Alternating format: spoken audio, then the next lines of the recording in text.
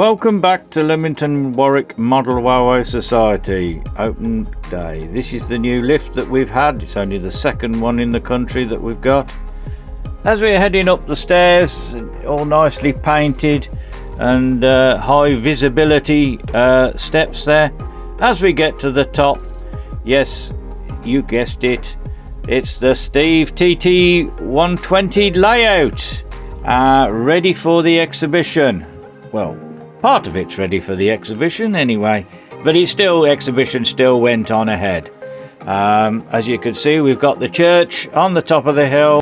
The lake is looking very good next to the engine shed. As we start moving round the layout, this is the unfinished board, but it's a work in progress. Things are never really finished.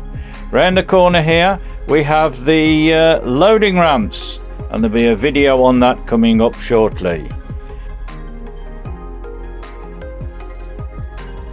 This video was taken early in the morning before the modular layout and the Duxbury layout arrived.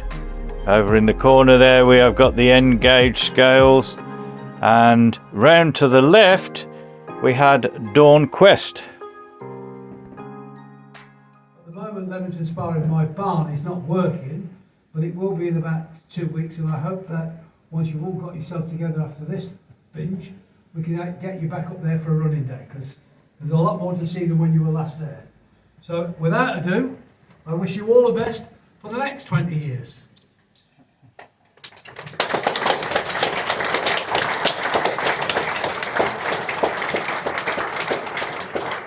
Just like to point out, I'm slightly elevated now, look, from 2006.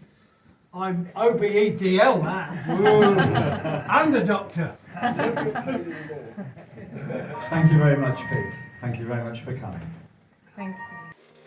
Hope you enjoyed that. This is the third of the series on the Model Railway Club Open Day, and all the work that's been going on leading up to the Open Day. Hope you enjoyed it.